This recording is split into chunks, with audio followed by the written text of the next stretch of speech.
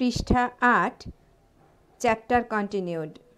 মনসামঙ্গল কাব্যধারায় কেতকা-দাসের স্থান। মনসামঙ্গল কাব্যধারার শুভ সূচনা হয়েছিল সম্ভবত ১৫ শতকের গোড়ার দিকে। বিজয়গুপ্ত ও নারায়ণদেবের রচনার সাক্ষ্যে স্পষ্ট সিদ্ধান্ত করা যেতে পারে যে পূর্ববঙ্গের সম্ভবত ময়মনসিংহের কবি কানা হরিদত্তই ছিলেন এ ধারার পথিকৃৎ, যদিও তাঁর কাব্য সেভাবে স্থান পায়নি। কেবল একালে নয়, পঞ্চদশের শেষে বিজয়গুপ্ত যখন পদ্মাপুরাণে হাত দিচ্ছেন তখনই হরিদত্তের গীত বিলুপ্তির গ্রাসে পড়েছে। বিজয়গুপ্ত তাঁর লেখা কতদূর দেখেছিলেন জানি না, কিন্তু বেশ কঠোর সমালোচনা করে বলেছেন যে সে রচনায় পারিপাট্যের বড়ই অভাব, ভাবের অসঙ্গতি, অনুপ্রাসীনতা এবং ছন্দবিচ্যুতি প্রায় প্রতি পদে পদে, যা কিনা হরিদত্তের মূর্খতার কলঙ্ক চিহ্ন। সমালোচক বিজয় তাই নিজেই কলম ধরেছেন দেবীর আদেশে তাঁর মঙ্গল গান লিখতে। লিখলেনও ২৮টি পালাবন্ধে সমাপ্ত বিশালায়তন একটি কাব্য পদ্মাপুরাণ। এই রচনাটি পড়লে বোঝা যায় কবির দম্ভ করবার মতো স্বকীয় প্রতিভা কিছু ছিল। সময়কালের বিচারে বিজয়গুপ্তের অব্যবহিত পরবর্তী কবি হলেন বিপ্রদাস পিপিলাই। ইনি দক্ষিণবঙ্গের কবি। অখণ্ড ২৪ পরগনার বসিরহাট মহকুমার নাদুরা বটগ্রামে কবির জন্ম সামবেদীয় পিপ্পলাদ শাখার ব্রাহ্মণ পণ্ডিতের বংশে। কাব্য লিখেছিলেন সিন্ধু ইন্দু বেদ মহী শকে, অর্থাৎ ১৪৯৫ খ্রিস্টাব্দে। কাব্যের নাম মনসা বিজয়। সুকবি বল্লভ নারায়ণদেব ছিলেন একই সঙ্গে বঙ্গদেশ ও আসাম প্রদেশের জনপ্রিয় কবি। বৃহৎ বঙ্গের চৌহদ্দি ছাড়িয়ে একমাত্র তাঁর কাব্যই অন্য ভাষাভাষীদের মধ্যে বিপুল প্রসার লাভ করেছিল। কবির পূর্বপুরুষেরা একদা রাঢ়ের অধিবাসী হলেও পরে ময়মনসিংহের বোর গ্রামে বসতি করেছিলেন। কবির জন্ম সেখানেই। কাব্য লেখেন ষোড়শ শতাব্দীর প্রথমার্ধে। তাঁর কাব্যে বেশ অভিনবত্ব রয়েছে। ৩ খণ্ডে লেখা পদ্মাপুরাণের দ্বিতীয় খণ্ডটিতে চাঁদবণিকের পরিচিত আখ্যানের বদলে রয়েছে বিভিন্ন পৌরাণিক গল্পের আয়োজন। এগুলি সংগ্রহ করেছেন কালিকা পুরাণ, শিব পুরাণ, মহাভারত, কুমার সম্ভব প্রভৃতি প্রসিদ্ধ গ্রন্থ থেকে। কোথাও কোথাও কালিদাসের বর্ণনাভঙ্গির অনুসরণও আছে। কবির কাব্যে পাণ্ডিত্যের সঙ্গে মিশেছে সরলতা ও স্বাভাবিকতা। চৈতন্য পরবর্তী যুগের মনসামঙ্গল কাব্যের কবিদের মধ্যে আলোচ্য কেতকা-দাস ক্ষেমানন্দের নাম বিশেষভাবে উল্লেখযোগ্য। পশ্চিমবঙ্গের কবি তিনি এবং বেশিরভাগের বিবেচনায় এই অঞ্চলের তিনি শ্রেষ্ঠ কবি। দক্ষিণবঙ্গের নানা প্রান্ত থেকে তাঁর কাব্যের পুঁথি অনেকগুলি মিলেছে, যা তাঁর ব্যাপক জনপ্রিয়তার প্রমাণ। হয়তো এই জনপ্রিয়তার সূত্র ধরেই তাঁর গ্রন্থটি প্রথম মুদ্রণ সৌভাগ্য লাভ করে ১৮৪৪ খ্রিস্টাব্দে। পশ্চিমবঙ্গে লেখা মনসামঙ্গল ধারার প্রথম কবি বলেও তাঁর খ্যাতি আছে। পৃষ্ঠা ৯। বাংলা সাহিত্যের প্রথম ইতিহাসকার বলে স্বীকৃত রামগতি ন্যায়রত্ন মশাই তাঁর বাংলা ভাষা ও বাংলা সাহিত্য বিষয়ক প্রস্তাব গ্রন্থে মনসামঙ্গল কাব্যকারদের ভিতর একমাত্র ক্ষেমানন্দের নামই উল্লেখ করেছেন। কেতকা-দাস আদতে পশ্চিমবঙ্গের কবি হলেও তাঁর কাব্য পূর্ববঙ্গেও প্রচলিত ছিল। অবশ্য সেখানকার মনসা পূজায় কেতকা-দাসের লেখা কাব্যের সংক্ষিপ্ত রূপটি ব্যবহৃত হতো, যা স্থানিক পরিচয় ছিল ক্ষেমানন্দী নামে। পূর্ববঙ্গে সংকলিত সমস্ত বাইশাগুলিতেও কেতকা-দাস অত্যন্ত আদরের সঙ্গে স্বীকৃত। এতে বোঝা যায় তিনি মূলত পশ্চিমবঙ্গের কবি হলেও উভয়বঙ্গের পাঠকের দ্বারা সমাদৃত ছিলেন। তাঁর কাব্যে যথেষ্ট গুণ বিশিষ্ট হওয়ায় তিনি সহজে প্রতিনিধিস্থানীয় কবিতে পরিণত হতে পেরেছিলেন। অধ্যাপক সুকুমার সেন রামকথায় কৃত্তিবাস, চণ্ডীকথায় কবিকঙ্কন মুকুন্দ ও ভারতকথায় কাশিরাম দাসের পাশে মনসামঙ্গল পাঁচালীতে কবি কেতকা-দাসকে একই পংক্তিতে বসিয়েছেন। বাংলা মঙ্গল কাব্যের ইতিহাস প্রণেতা অধ্যাপক আশুতোষ ভট্টাচার্য ক্ষেমানন্দের কাব্যে প্রাপ্ত কবির উচ্চাঙ্গের কবিত্বের ও সুতীক্ষ্ণ পাণ্ডিত্যের যৎকিঞ্চিৎ প্রশংসা করেছেন। কিন্তু বাংলা সাহিত্যের সম্পূর্ণ ইতিবৃত্ত এর লেখক অধ্যাপক অসিত কুমার বন্দ্যোপাধ্যায়ের মতে কেতকা-দাস মাঝারি মাপের কবি। যে ধরনের প্রশংসা তিনি লাভ করেছেন সর্বত্র তিনি তার যোগ্য নন। তাঁর বক্তব্য, অনেক কবি আছেন যাদের উপযুক্ত প্রতিভা সত্ত্বেও পরবর্তীকালে দুর্ভাগ্যবশত লোকচক্ষুর আড়ালে চলে যান। আবার অনেক কবি আছেন যারা প্রতিভাশক্তিতে ন্যূন হওয়া সত্ত্বেও সৌভাগ্যবশত জনসাধারণের প্রচুর প্রশংসা লাভ করে থাকেন। কেতকা দাস এই দ্বিতীয় দলে পড়েন, অর্থাৎ তাঁর সৌভাগ্যই তাঁর কবিখ্যাতির মূলে। নিজের এই সিদ্ধান্তের সমর্থনে অধ্যাপক বন্দ্যোপাধ্যায় লিখেছেন যে, বেহুলা ও চাঁদের চরিত্র চিত্রণে কবি নূতন কোনো বৈশিষ্ট্য নির্দেশ করতে পারেন নাই। তাছাড়া তাঁর রচনাশক্তি তীক্ষ্ণ ও তির্যক নহে, আলংকারিক কৌশলও কোনো অভিনবত্ব দাবি করতে পারে না। উপমা, উৎপ্রেক্ষা, অতিশয়োক্তি, নিদর্শনা প্রভৃতি অলঙ্কারে তিনি সংস্কৃত রীতিপদ্ধতি অনুসরণ করিয়াছেন। সুকুমারবাবু কেতকা দাসের কাব্য রচনাকে ভঙ্গিতে সরল বলে অভিনন্দিত করলেও অসিতবাবুর মতে অনেক সময় অক্ষমতাকে সরলতা বলিয়া ভ্রম হয়। বলা বাহুল্য, মূল্যায়নের এই দৌড়াত সংগ্রাম অনাকাঙ্ক্ষিত। আমাদের উপস্থিত বিবেচনা তাই প্রসঙ্গমুখীন ও নৈবক্তিক। কাহিনী বর্ণনায় কবির অভিনবত্ব যে একেবারেই নেই তা কিন্তু নয়। সমস্ত মনসামঙ্গলকারগণ যেখানে মনসার জন্ম প্রসঙ্গে পদ্মবনের উল্লেখ করেছেন, সেখানে কেতকা দাস বলেন কেতকী বা কেয়াবনের কথা। কিয়া পাতে জন্ম লইল মনসা কুমারী, সেই সূত্রে মনসার অপর নাম তাঁর কাব্যে কেতকা। আর হেমানন্দ নিজের পিতৃদত্ত নামের আগে স্বয়ংবৃত উপাধি গ্রহণ করেছিলেন কেতকা দাস, অর্থাৎ দেবী মনসার দাস বা অনুগত ভক্ত। হেমানন্দের কাব্যটি সাধারণ্যে মনসামঙ্গল নামে খ্যাত হলেও এটিকে কবি কোথাও কোথাও জগতীমঙ্গল বা জগাতিমঙ্গল বলে উল্লেখ করেছেন। বিধির পুরাণে মনসা জগৎগৌরী নামে অভিবন্দিত। জগতী বা জগাতিমঙ্গল অভিধায় মনসার এই নামভেদের ছায়া পড়া অসম্ভব নয়। মনসামঙ্গলের মূল আখ্যানের মধ্যে টুকরো টুকরো যেসব কাহিনী মোটিভ আছে, কবিরা সেগুলি কখনো কখনো পাল্টে দিতেন। গতানুগতিক কাব্যকাহিনীতে এভাবে মুদ্রিত হতো নিজস্বতার স্বাক্ষর। কেতকা দাস হেমানন্দ সেই পথ অনুসরণ করেছিলেন। প্রতিটি মনসামঙ্গলেই আছে চণ্ডী ও মনসার বিবাদের কাহিনী, যে বিবাদের ফলে মনসার এক চোখ কানা হয়ে যায়। দ্বিজবংশী দাসের কাব্যে আছে যে চণ্ডী তার নখের আঘাতে মনসার চোখ নষ্ট করেছিলেন। বিষ্ণুপালের বর্ণনায় পাওয়া যায় নখ নয়, কুশের আঘাতে চণ্ডী মনসার চোখ কানা করে দেন। আর হেমানন্দ লিখছেন যে চণ্ডী মনসার বামচক্ষু নষ্ট করে দেন দাহন অঙ্গারে। মনসা বিড়ম্বিত চাঁদ সদাগর সপ্তডিঙা মধুকর হারিয়ে স্বদেশে ফিরে এলে তাঁর বাড়ির কেউ সহজে তাকে চিনতে পারে না। পৃষ্ঠা 10। পরাজয়ের গ্লানির কারণেই হয়তো অন্ধকারে গা ঢাকা দিয়ে প্রায় চোরের মতো চুপিসারে আঙিনায় প্রবেশ করেন চাঁদ। তখন তাকে সনকা চিনতে না পেরে চোর বলে ভ্রম করেন। ফলে স্ত্রীর কাছে চাঁদকে যথেষ্ট লাঞ্ছিত হতে হয়। এর কৌতুকপূর্ণ অথচ করুণ রসাত্মক বর্ণনা কেতকা দাস রেখেছেন তাঁর কাব্যে, যা অন্য কবিদের রচনায় মেলে না। চাঁদ মনসার বিবাদের ক্ষেত্রেও আলোচ্য কবি কিছু কিছু নতুন তথ্য সংযোজনের চেষ্টা করেছেন। যেমন চাঁদের প্রতি ক্রোধে মনসা নিজেই অস্ত্র খুর নিয়ে বণিকের সাধের নন্দন বা গুয়াবাড়ি ধ্বংস করেন। একথা উল্লেখিত হয়েছে বিজয়গুপ্তের পদ্মা পুরাণে। কিন্তু হেমানন্দের মনসামঙ্গল থেকে জানা যায় মনসা স্বয়ং নন, তার নির্দেশে বলবান হনুমান এই ধ্বংসকর্মটি সমাধা করেছিল। শঙ্কর গারুড়ি ছিলেন চাঁদের বন্ধু ও বিষবৈদ্যক ধন্বন্তরী। তার মৃত্যুর উপায় একমাত্র তিনিই জানতেন। চাঁদকে উচ্ছিন্নমূল করতে গেলে শঙ্করের নিধন সর্বাগ্রে প্রয়োজন, অথচ মনসা গারুড়ি হত্যার রহস্য জানতেন না। মনসামঙ্গল কাব্যে আছে যে উদ্দেশ্য সিদ্ধ করার মতলবে মনসা ছদ্মবেশ ধারণ করে গারুড়ি পত্নী কমলার কাছ থেকে কৌশলে সেই রহস্য জেনে এসেছিলেন।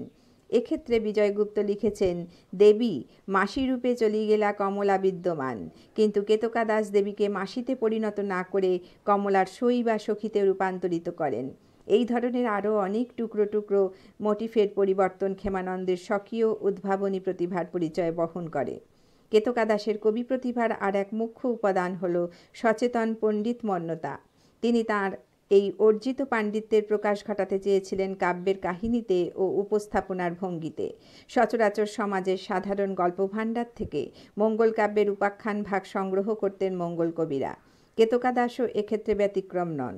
তবে তিনি পূর্বজ মনসামঙ্গলের কবিদের লেখা কতটুকু পড়বার সুযোগ পেয়েছিলেন বলা মুশকিল, কেননা তাঁর আগে পশ্চিম তথা দক্ষিণবঙ্গের কেউ এ পথে পা রাখেননি। পূর্ববঙ্গের কবিদের লেখা পাঁচালী তার কাছে পৌঁছেছিল কিনা তা সংশয়াতীত নয়, বরং তার সময়ে রাঢ়ে খুব বেশি প্রচলিত ছিল মুকুন্দের চণ্ডীমঙ্গলের পুঁথি, যা লেখা হয়েছিল 17 শতকের একেবারে সূচনায়। মনে হয় কবি কঙ্কনের এই লেখা কেতকা দাস খুব মনোযোগ দিয়ে পড়েছিলেন এবং বেশ কয়েক জায়গায় অনুসরণ করতে চেয়েছিলেন, যার দরুন অনেক সমালোচকই এই দুই কবির আত্মবিবরণী তথা গ্রন্থোৎপত্তির কারণ নির্দেশক অংশের মধ্যে বিস্ময়কর সাদৃশ্য খুঁজে পেয়েছেন। তবে বলা বাহুল্য, কবি কঙ্কন ছিলেন অতুল্য প্রতিভার অধিকারী, তাঁর তুলনায় ক্ষেমানন্দ ন্যূন।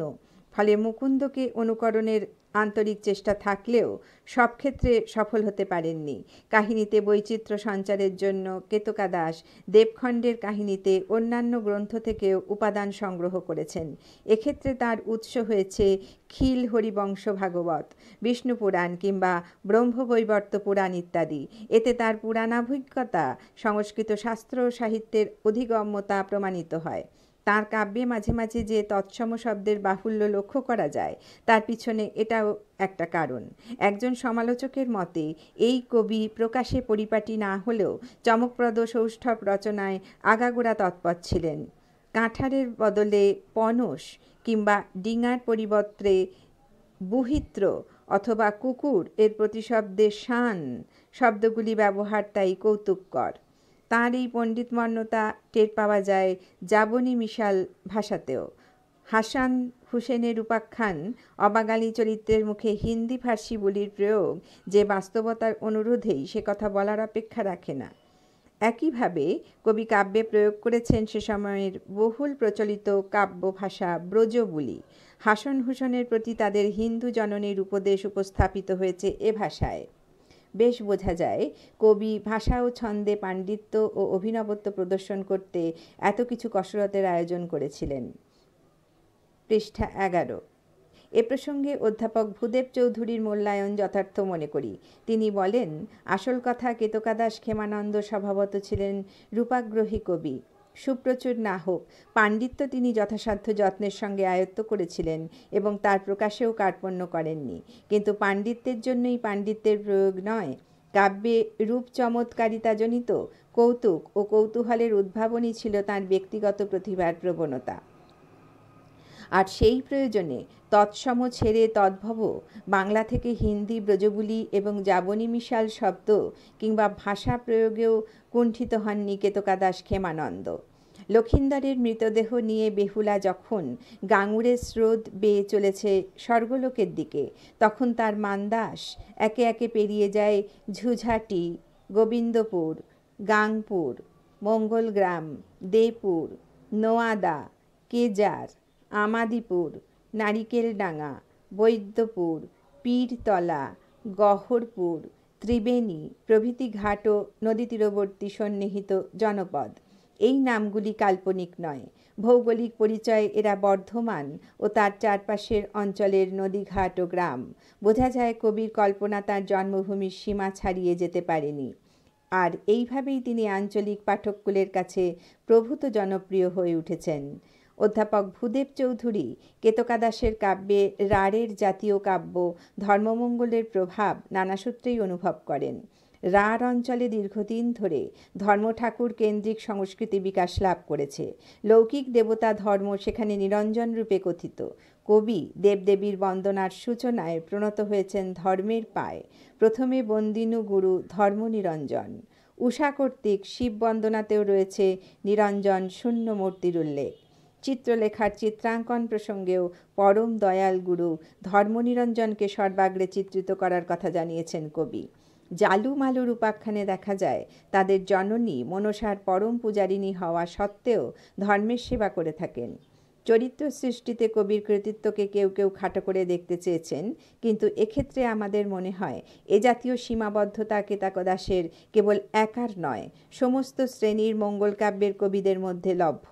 আখ্যানের বাঁধা ধরা রূপই এর জন্য দায়ী, বরং কবিদের স্বতন্ত্র উদ্ভাবনী শক্তি এই সুনির্দিষ্ট পরিসরের মধ্যেও বৈচিত্র্য সৃষ্টি করার প্রয়াস গ্রহণ করত।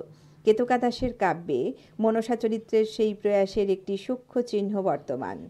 মনসামঙ্গলের মূল আখ্যানে দেবী মনসাকে অত্যন্ত ক্রূর, ছলনাময়ী ও প্রতিহিংসাপরায়ণা রূপে পাওয়া যায়। এর কারণ সম্ভবত তার ব্যক্তি জীবনের দুর্ভাগ্য। যিনি জন্ম থেকেই পিতামাতার স্নেহ থেকে বঞ্চিত, কিংবা বিনা দোষে যাকে বিমাতার নির্যাতন সহ্য করতে হয় এবং একটি চক্ষু বিনষ্ট হয়, বিমাতার চক্রান্তে পিতা কর্তৃক নির্জন পর্বতে পরিত্যক্ত হতে হয়, দেবকন্যা হয়েও যার স্বর্গে কোনো ঠাঁই হয় না, কোনো দেবকুমারকে পান না জীবনসঙ্গী হিসেবে, সন্তান জন্মের পরেও যাকে বিমাতার ঈর্ষার বলি হতে হয়, স্বভাবতই তার মনের গঠনটি আর পাঁচজনের মতো সরল ও স্বাভাবিক থাকে না। মনসার ক্ষেত্রেও তা থাকেনি, থাকলে বরং সেটা অস্বাভাবিক হতো। মনসা লোক পরিচয়ে দেবী, কিন্তু কবিরা তাকে এঁকেছেন মানুষের আদলে। তাই মানুষের মতো ইনি ঈর্ষা ও হিংসা পরায়ণ, প্রচণ্ড প্রতিশোধ স্পৃহ। ক্ষেমানন্দের বিশেষ কৃতিত্ব এই যে তিনি মনসা চরিত্রের এই অন্ধকার দিকটি তুলে ধরতে বিশেষ এক কাব্য প্রসঙ্গের অবতারণা করেছেন। সমুদ্র মন্থন জাত হলাহল শিব দেবকুলকে রক্ষা করার নির্বন্ধে পান করায় বিষ জ্বালায় মূর্ছিত হয়ে পড়েছেন। তা দেখে সমস্ত দেবলোকে হাহাকার ধ্বনি উঠল। বিষ বিনষ্টের জন্য দেবতারা মনসার কথা ভাবলেন। মনসাকে আহ্বান জানাতে এলেন চণ্ডীপুত্র, কার্তিক ও গণেশ। মনসা আর নিজেকে সংযত রাখতে পারলেন না। মৃত্যু পথযাত্রী পিতার সংবাদ শুনে ব্যথিত হওয়া তো দূরের কথা, মনে উল্লসিত হয়ে উঠলেন মনসা। পিতার মৃত্যুই আজ তাঁর কাছে কাঙ্ক্ষিত, তবেই না বিমাতা চণ্ডীর গর্ব ও অহংকার দূর হবে। পৃষ্ঠা 12। প্রতিহিংসাময়ী দেবীর এমন রুক্ষ রূপ অন্য কবির কলমে খুব একটা ফুটে উঠতে দেখা যায় না। চাঁদ সদাগরের চরিত্রে শেষ পর্যন্ত সঙ্গতি রক্ষা করতে না পারার ব্যর্থতা নিয়ে এ কবির বিরুদ্ধে যে অভিযোগ ওঠে, সেটার বিশেষ ভিত্তি আছে বলে মনে হয় না। এ অসফলতা তো সব কবির ক্ষেত্রেই ঘটেছে। বেহুলা কর্তৃক স্বামীর জীবন ফিরিয়ে আনার একমে বা দ্বিতীয়ম কৃতিত্ব ও তার সকাতর অনুনয় যে পাষাণ হৃদয়ে চাঁদের মনকে দ্রবীভূত করেছিল তা বলাই বাহুল্য। সেখানে আলাদাভাবে বণিক বুদ্ধির হিসাব না খোঁজাই সমীচীন, বরং কবির কৃতিত্ব বিচার করা প্রয়োজন চাঁদের চরিত্রের দার্ঢ্যতা সঞ্চারে তিনি কোনো কোনো প্রযত্ন গ্রহণ করেছেন সে বিষয়ে। মনসার সঙ্গে বিবাদে সদাগর সব কিছু হারাচ্ছেন একের পর এক। তাঁর সাধের গুয়া বাড়ি ধ্বংস হলো, 6 পুত্র নিহত হলো, মধুকর সহ বিপুল বাণিজ্য সম্ভার ভরাডুবি হলো। ঘুরে ফিরে দেখলেন সপ্তম পুত্র লক্ষিন্দরের মুখ। এক চিলতে আশায় বুক বাঁধলেন তিনি, কিন্তু শেষ অবধি সেও যখন অনর্থক বিবাদের বলি হলো, তখন চাঁদের মানসিক আশ্রয় ভেঙে পড়ল। কিন্তু এই সর্বরিক্ততার বেদনা তার চোখ থেকে এক ফোঁটা অশ্রু নির্গত করতে পারল না। তিনি বরং প্রতিহিংসার আগুনে আরও বেশি জ্বলে উঠলেন। এই প্রসঙ্গে কবির আরেকটি চরিত্র সৃষ্টির তারিফ করতে হলো। চরিত্রটি খুবই মামুলি। তিনি বেহুলার জননী অমলা। স্বর্গলোক থেকে বেহুলা ফিরে এসেছে মৃত প্রতির প্রাণ নিয়ে। তারপর তারা স্বামী স্ত্রী যুগী যুগিনীর ছদ্মবেশে প্রথমে গেল নিছনি নগরে। পিতৃগৃহে প্রবেশ করে বেহুলা নিজের জননীর কাছে ভিক্ষা চাইল। ভিক্ষা দিতে এসে অমলা তো অবাক। এই যোগিনী রূপ অবিকল তাঁর দুর্ভাগিনী কন্যার মতো। অনেক সমালোচক কাহিনী সংক্ষেপীকরণের জন্য কেতকা-দাসকে দোষারোপ করেছেন, যা তাঁর কাব্যের সহজ গতির প্রতিবন্ধক বলে বিবেচিত। কিন্তু এ জাতীয় ব্যাপার সর্বত্র ঘটেনি। উষাহরণ এবং ধন্বন্তরী পালা যথেষ্ট দীর্ঘ। উষাহরণের প্রসঙ্গে কবি বিভিন্ন পুরাণ থেকে উপাদান সংগ্রহ করেছিলেন, সম্ভবত কাহিনীর মধ্যে বৈচিত্র্য সঞ্চারের প্রয়োজনে। ধন্বন্তরী পালার ভিতর দিয়ে পরিস্ফুট করে তোলা হয়েছে সর্প সংস্কৃতির একটি বিশেষ দিক। মনসা চরিত্রের অন্যবিধ বিস্তার দেবার জন্য এর আবশ্যকতা ছিল বলে মনে করি। সব মিলিয়ে ভালোয় মন্দয়ে কেতকা-দাস ক্ষেমানন্দের রচনা সচেতন পাঠকের মনোনিবেশ দাবি করতে পারে। তিনিই যে পশ্চিম তথা দক্ষিণবঙ্গের মনসামঙ্গল ধারা শ্রেষ্ঠ কবি, এ বিষয়ে দ্বিমত নেই।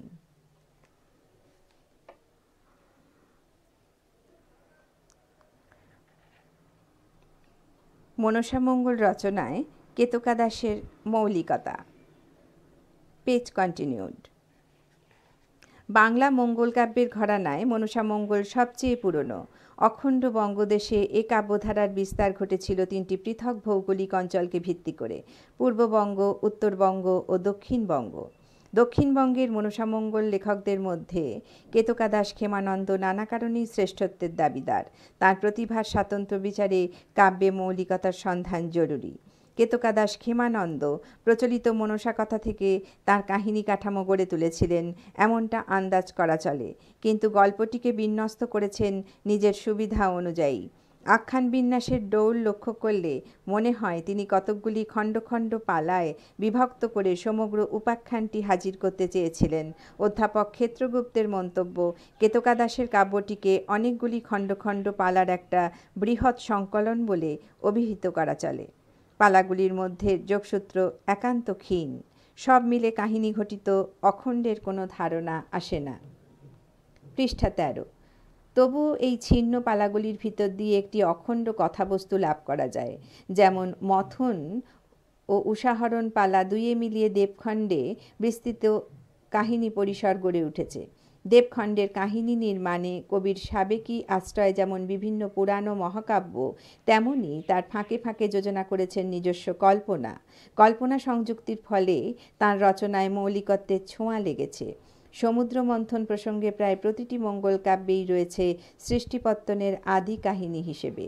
সবাই জানেন এই উপাখ্যান পাওয়া যায় মহাভারতে, ভাগবতে, বিষ্ণু পুরাণে এবং পদ্মপুরাণের স্বর্গখণ্ড ও ব্রহ্মখণ্ডে। কিন্তু কেতকা দাসের অভিপ্রায় অন্য।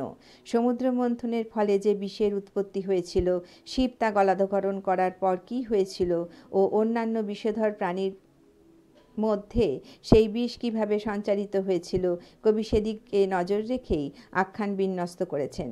সমুদ্রের জল শ্বেতবর্ণ দেখে ব্রহ্মাকে জিজ্ঞাসা করে শিব জানতে পারলেন যে এটি দুগ্ধ সমুদ্র। মহাদেব ইচ্ছা করলেন দুধসাগরকে পঞ্চামৃত বানাবেন। এই সময় তাঁর সমুদ্র মন্থন করার ইচ্ছা হলো, তাতে অনেক জঞ্জাল মথিত হবে। দেবতারা এমন সতর্ক করলেও শিব তার ভাবনায় রইলেন অনড়। দধি প্রস্তুতের জন্য অম্লের প্রয়োজন। শিব তার সন্ধান পেলেন ব্রহ্মার কাছে। প্রজাপতি জানালেন যে অম্ল বা তেঁতুল রয়েছে অগম্য লঙ্কাপুরীতে।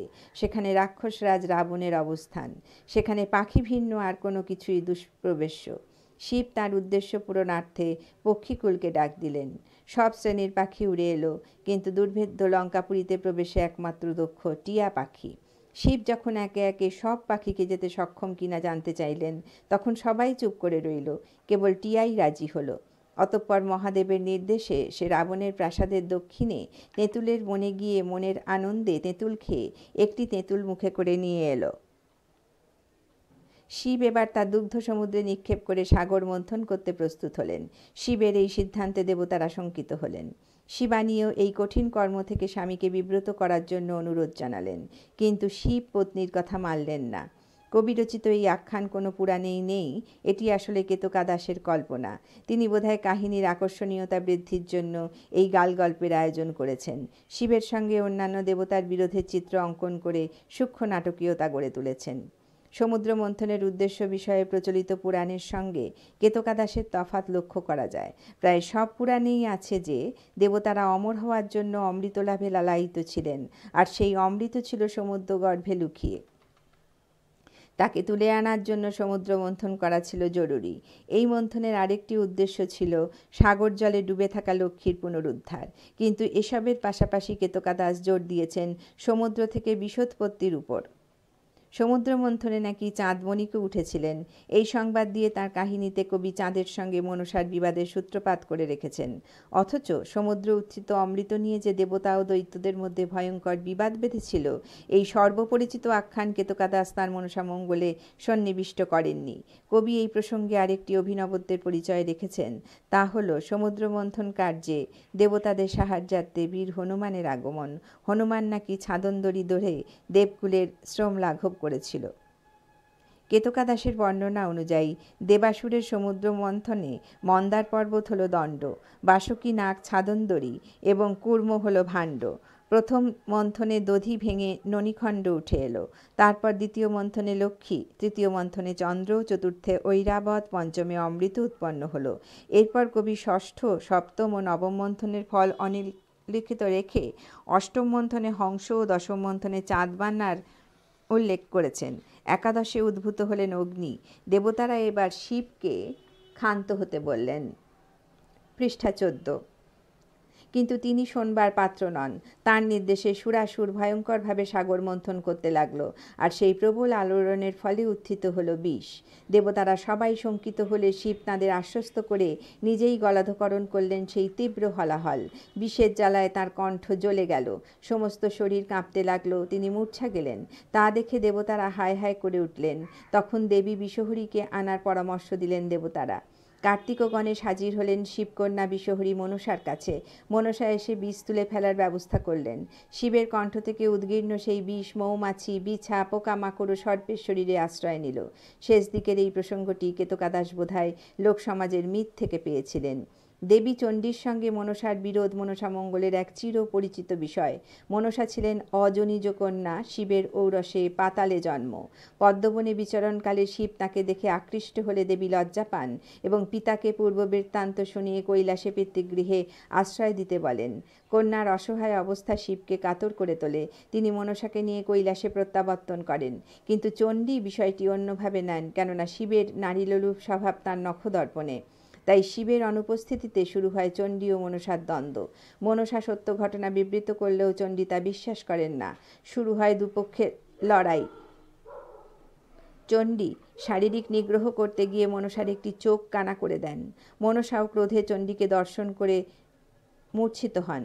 শিব উপস্থিত হয়ে বিবাদ মিটিয়ে কন্যাকে সিজুয়া পর্বতে রেখে আসতে চলে গেলেন।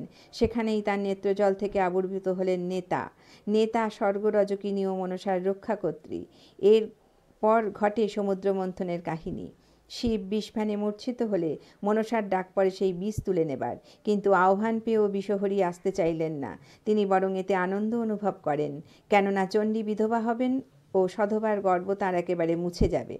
কোনো সন্তানের এই ধর্মকামী মনস্তত্ত্ব আবার পড়ছি কোনো সন্তানের এই ধর্ষকামী মনস্তত্ত্ব সমাজে প্রায় সুদুর্লভ। কিন্তু চণ্ডীর প্রতি প্রতিহিংসাময়ী মনসাকে সৃষ্টি করে কবি তাঁর প্রতিভার মৌলিকতা চিনিয়ে দিয়েছেন। এমন ক্রূর ঈর্ষান্ধ চরিত্র ও শাখার অন্য কবিদেরও কলমে অঙ্কিত হয়নি। অবশ্য কার্তিক গণেশ ফিরে গেলে দেবীকে নিতে এলেন নারদ।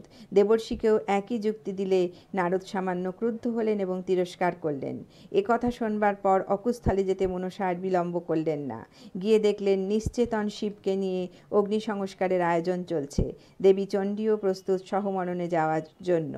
এমন সময় মনসা কহেন, আনি জিয়াইব বাপ, শুধিব পূর্বের ঋণ যত মনস্তাপ। চণ্ডিকা পুরীতে যান জ্বলন্ত অনলে, মনসা ঠেলিয়া তারে ফেলে হেন কালে। না, এমন নাটকীয়তা আর কোনো কবির কাব্যেই দেখা যায় না। দেবখণ্ডের আরেকটি উপাখ্যান উষাহরণ, যার উৎস কৃষ্ণকেন্দ্রিক পুরাণ। শেষ পর্বের কাহিনীতে কেতকাদাসের সংযোজন সামান্য কিন্তু তাৎপর্যপূর্ণ। কৃষ্ণের আদেশে গরুর কর্তৃক শিবকুণ্ড বুঝিয়ে দেবার প্রসঙ্গ পুরাণে বিরল দৃষ্ট। আর যতীন্দ্রমোহন ভট্টাচার্যের মতে কেতকাদাস উষাহরণ সম্পর্কীয় পৌরাণিক কাহিনীটির শেষের দিকে শিবের অভিশাপ অংশটুকু নিজের কাব্যের সুবিধার জন্য জুড়িয়া দিয়েছেন মাত্র। পৃষ্ঠা 15। যতীন্দ্রমোহন ভট্টাচার্য সম্পাদিত কেতকাদাস ক্ষেমানন্দ রচিত মনসা মঙ্গল, প্রথম খণ্ড, 1949, কলিকাতা বিশ্ববিদ্যালয়, পৃষ্ঠা 32। বস্তুত উষা অনিরুদ্ধের উপাখ্যানটি কবির বৃহত্তর পরিকল্পনার অন্তর্গত একটি অংশ মাত্র। তিনি চাঁদ ও মনসার সংঘাতের প্রেক্ষিতে হিসেবে লক্ষিন্দর ও বেহুলার পূর্ব ইতিহাসের সূত্রে উষা ও অনিরুদ্ধের জন্মমৃত্যুর বিবরণ দাখিল করেছেন। অন্য কবির কাব্যে এই অংশ অনেক সংহত। কেউ কেউ মনে করেন মঙ্গল কাব্যসমূহে হনুমান চরিত্রের প্রয়োগ রামায়ণ কাব্যের প্রভাবে ঘটেছে। সন্দেহ নেই বীরত্বের প্রতীক হিসেবে এ চরিত্রের আমদানি। অমানসিক পরিশ্রম, অদ্ভুত কর্মসম্পাদন প্রসঙ্গে বীর হনুমানের আগমন। মনসামঙ্গলেও কবিরাও হনুমানকে এনেছেন কোনো না কোনো অসাধ্য সাধনের উদ্দেশ্যে, কিন্তু এক্ষেত্রেও কবিভেদে পার্থক্য দেখা যায়। পুরাণে না থাকলেও সমুদ্র মন্থনকালে দেবতাদের পক্ষাবলম্বনকারী হনুমানকে মন্থন রজ্জু ধরে টানাটানু করিয়েছেন কেতকাদাস। এছাড়া দেবসভায় হনুমানকে ব্যবহার করেছেন চাঁদের নাখরা বন ধ্বংস করবার কালে। দেবী মনসা নিজেই পবনপুত্রকে ডেকে সস্নেহে অনুরোধ করেছেন। কেবল গুয়াবন ধ্বংস নয়, বাণিজ্য যাত্রী চাঁদের মধুকর সহ সপ্তডিঙা নিমজ্জিত করার ক্ষেত্রেও দেবী সাহায্য নেন হনুমানের। এইখানে অন্যান্য কবির কিন্তু এহেন নিন্দনীয় অনৈতিক কর্মটি স্বয়ং মনসাকে দিয়েই করিয়েছেন। কাব্যের ঘটনা সংগঠনে বারবার হনুমানকে ব্যবহার করার পিছনে কবির একটি বিশেষ মনোভাব স্পষ্ট হয়ে ওঠে। সেটি হলো পৌরাণিক চরিত্রের প্রতি কবির আগ্রহ। লোকবিশ্বাসে হনুমান 4 যুগ অমর ও অত্যন্ত বলশালী, এই ফোক ইমেজটিকে পূর্ণমাত্রায় এক্ষেত্রে ব্যবহার করেছেন কবি। কাহিনীর সঙ্গে মনসা মাহাত্ম্যের সরাসরি কোনো যোগ নেই, কিন্তু কেতকা দাস খুব সাড়ম্বরে এগুলি বর্ণনা করেছেন পুরাণুসারী কাহিনী বলেই। এমন দৃষ্টান্ত কাব্য মধ্যে আরও আছে। কাহিনীকে অনাবশ্যক দীর্ঘ করার আয়োজন ক্ষেমানন্দের মনসামঙ্গলে যত্রতত্র মেলে। কাব্যকে আকর্ষণীয় করে তোলার এটা একটা কৌশল হতে পারে। গল্প বলবার কেরামতি এর ওপর নির্ভরশীল। রাখালদের মনসা পূজার প্রসঙ্গ সব মঙ্গলকারী লিখেছেন, কিন্তু তার ডালপালা বাড়িয়ে কেতকা দাস যে আয়তন দিয়েছেন তাতে উপন্যাসটি চিত্তগ্রাস্য হয়ে উঠেছে। কাব্যের সপ্তম পালাটি গড়ে উঠেছে রাখাল বালকদের দ্বারা মনসা পূজার প্রচারের কাহিনী হিসেবে। কি কি বিষয় নিয়েছেন কবি? সূচনা হয়েছে দেবীর পূজা লাভের বাঞ্ছা নিয়ে। কেমন করে নিজের মাহাত্ম্য প্রচার করবেন সে ব্যাপারে নিয়েছেন নেতার পরামর্শ অনুযায়ী দেবী বৃদ্ধা ব্রাহ্মণীর বেশ ধারণ করে রাখাল বালকদের কাছে গেলেন। তাদের কাছে চাইলেন উপবাস পরানার দুধ। রাখালরা বৃদ্ধাকে উপহাস করে তাড়িয়ে দিল। দেবী ক্রুদ্ধা হয়ে রাখালদের গোধন হরণ করলেন। রাখাল বালকরা কাঁদতে লাগল। তখন ছদ্মবেশিনী পদ্মা পুনরায় এসে রাখালদের পূজার নির্দেশ দিলেন। রাখালরা তাদের অপরাধ বুঝতে পেরে মনসা পূজার আয়োজন করল। এরপর পূজা প্রচার, আহরণ, রাখাল বালকগণের মিনতি ও মনসার স্বরূপ প্রকাশ। সবশেষে পূজা অন্তে রাখাল বালকগণকে মনসার বরদান। ঘটনাধারার বিবরণ যেভাবে কবি দিয়েছেন, তাঁর বর্ণনার গুণে তাতে তৈরি হয়েছে টানটান উত্তেজনা, কৌতূহল। পাঠক যেন একটি উৎকণ্ঠাময় নাট্যদৃশ্য প্রত্যক্ষ করেছেন। এমন নাটকীয়তা অন্য কবির কাব্যে সুলভ নয়। মনসামঙ্গলের প্রধান ঘটনা দেবী মনসার সঙ্গে শৈব বণিক চাঁদ সদাগরের বিবাদ। এই ঝগড়াতে মনসার সহায়তায় যেখানে বিভিন্ন দেবতারা রয়েছেন, হনুমান সাহায্য করেছে, তেমনি চাঁদের পাশে এসে দাঁড়িয়েছেন ধন্বন্তরী ওঝা। মনে রাখা প্রয়োজন যে সমুদ্র মন্থন কালে ধন্বন্তরী উঠেছিলেন সমস্ত রোগ নিবারণের উদ্দেশ্যে। চাঁদ বানা ওঠেন দশম মন্থনে। যতীন্দ্রমোহন ভট্টাচার্য সম্পাদিত ক্ষেমানন্দের মনসামঙ্গলে আছে যে মন্থনজাত কালে স্বয়ং মহাদেব চাঁদকে মহাজ্ঞান দান করে মনসাকে না মানার উপদেশ দেন। পৃষ্ঠা 16। চাঁদকে দিলেন হর ব্রহ্মজ্ঞান কয়া, মনসারে না মানিবি এই জ্ঞান পায়া। সেই থেকে মনসাকে অগ্রাহ্য করার স্পর্ধা দেখান চাঁদ। অন্যান্য মনসামঙ্গলে ধন্বন্তরী ওঝাকে চাঁদ সদাগরের পরম মিত্ররূপে দেখানো হয়েছে। যারা পূর্ব পরিচিত, কেতকা দাস সর্বত্র সেই চেনা পথে চলেননি।